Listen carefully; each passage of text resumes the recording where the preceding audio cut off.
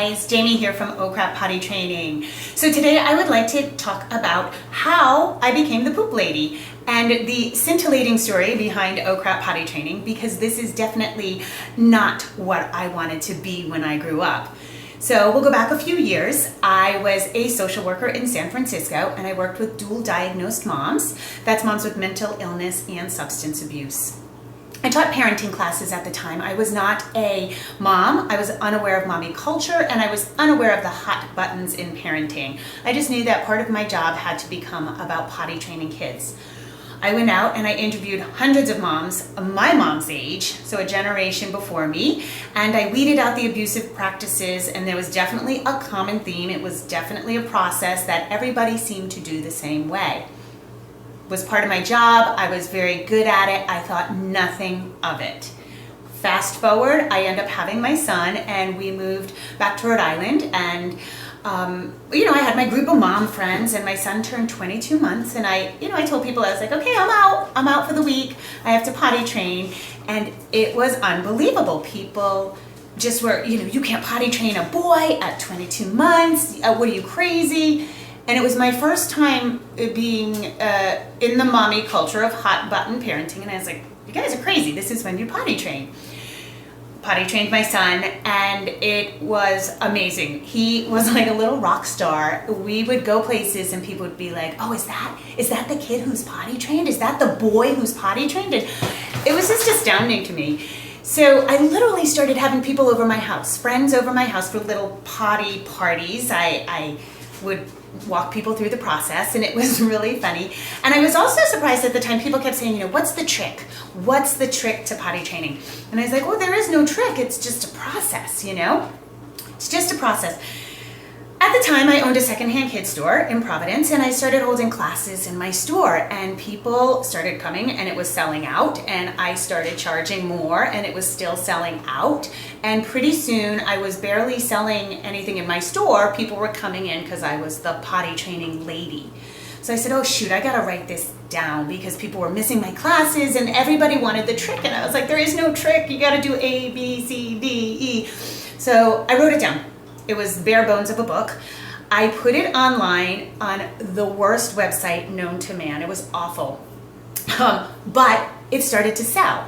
And my plan was to sell it to people who couldn't make my class, but now it was selling all over the place because it was on the internet, even though my website sucked. And two pediatricians in California used it and asked for permission to print it out for their waiting room. Well, that was great, and suddenly I was on the map. Now I started getting emails from people that, had follow-up questions. So I knew I had the bare bone process right, but a lot of follow-up questions. So now, meanwhile, I'm answering questions all day long. I'm barely attending to my store, and I meet up with a friend from high school via Facebook, and he's like, hey, wow, your website sucks. Can I help you?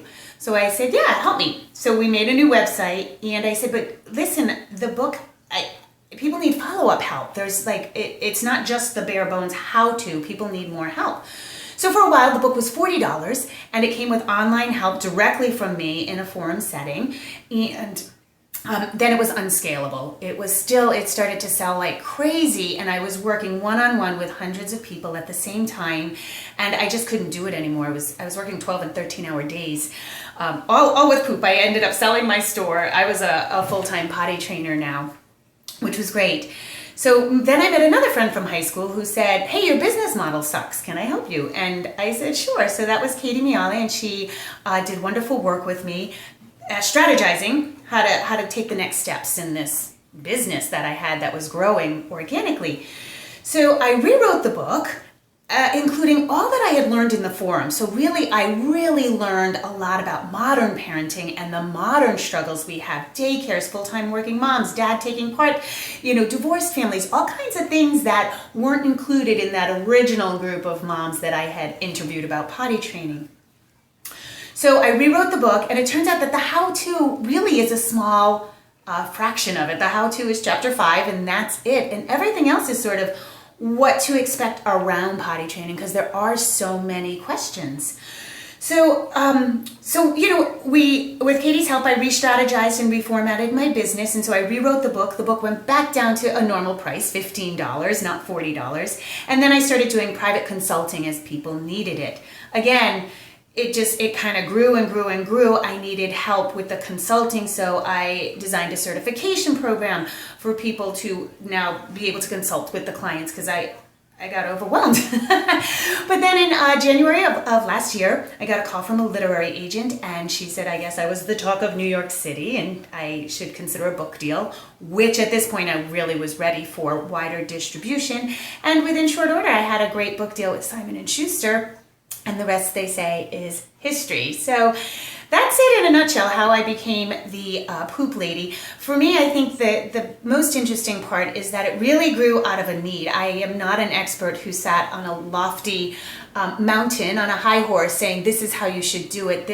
Every step of this business for me has been because people have asked and needed the help.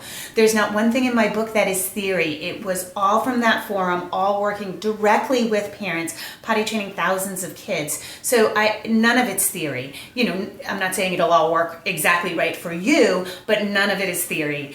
So anyway, that's the story of how I became the Pied Piper of poop and why I've made a living out of crap. Thanks, guys.